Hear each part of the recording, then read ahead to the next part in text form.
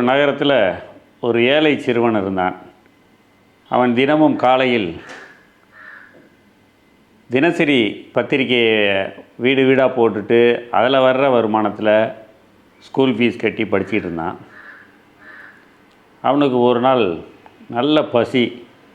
பாக்கெட்டில் கையை விட்டு பார்க்குறான். பாக்கெட்டில் இருக்கிறது வெறும் 5 ரூபா.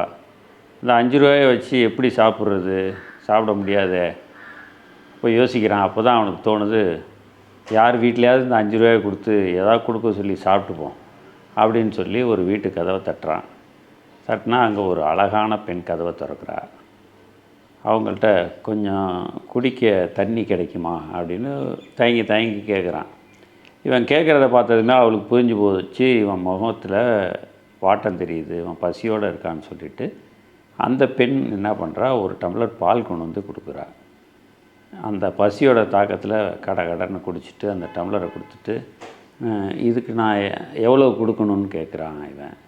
அதெல்லாம் அன்போடு கொடுக்குறதுக்கு காசுலாம் வாங்கக்கூடாது, நீ எதுவும் கொடுக்க தேவையில்லை, போயிட்டு வா அப்படின்னு சொல்கிறா. அப்போது நான் என் அடி மனதிலேருந்து நான் உங்களுக்கு தேங்க்ஸ் சொல்கிறேன் அப்படின்னு சொல்லி நன்றின்னு சொல்கிறான். சொல்லிவிட்டு போயிடுறான். இது நடந்து பல வருடங்களுக்கு பிறகு அந்த பெண் வயதானவளாக நோயுற்று ஒரு பெரிய நகரத்தில் மிக முக்கியமான மருத்துவமனையில்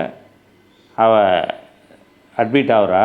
அவளை காப்பாற்றுறதுக்காக பல நிபுணர்கள் வர வைக்கப்படுறாங்க. அதில் பல பேர் கைவிட்டுறாங்க. கடைசியாக ஒரு டாக்டர் வர்றாரு.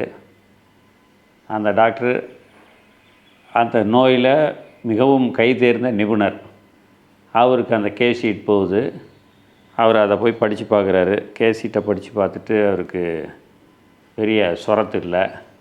ஆனால் அந்த பெண் எந்த நகரத்தை சேர்ந்தவன்னு படித்ததும் இவருக்கு ஒரு முகத்தில் ஒரு பிரைட்னஸ் வருது. உடனே இந்த கேஸ் ஷீட்டை வச்சுட்டு அவளோட அறைக்கு இவர் போகிறாரு. போய் நின்று பார்க்குறாரு யாருன்னு. பார்த்ததும் இவருக்கு தெரிஞ்சு போச்சு, அந்த ஒரு டம்ளர் பால் கொடுத்த அந்த அம்மா தான் அவன் தெரிஞ்சிருது.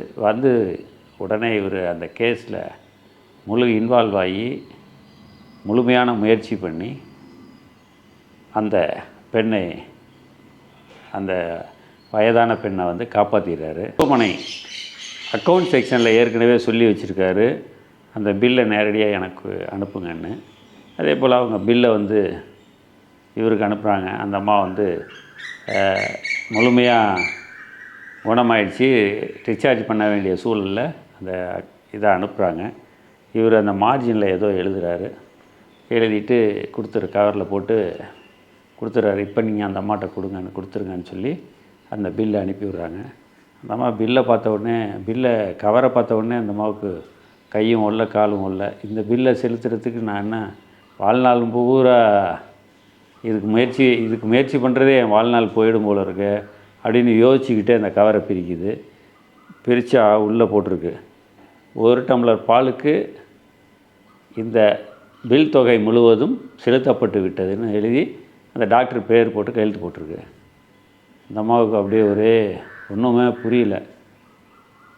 என்றைக்கோ அன்பினால் முழு மனதோடு செஞ்ச ஒரு உதவி அது இன்றைக்கே பலன் தரணும் இல்லை, நாளைக்கு பலன் தரணும் இல்லை, பல ஆண்டுகள் கழித்து அது நமக்கு பலன் தரும் அப்படிங்கிறதுக்கு ஒரு அருமையான உதாரணமாக இந்த கதையை சொல்லலாம். ஸோ எப்போதுமே நீங்கள் தன்னலம் இல்லாத அன்பை எப்போ செலுத்தினாலும் அதற்கு பலன் எப்போ ஒரு நாள் உங்கள் வாழ்நாளில் வருங்கிறது தான் இந்த கதையோட சாராம்சம்.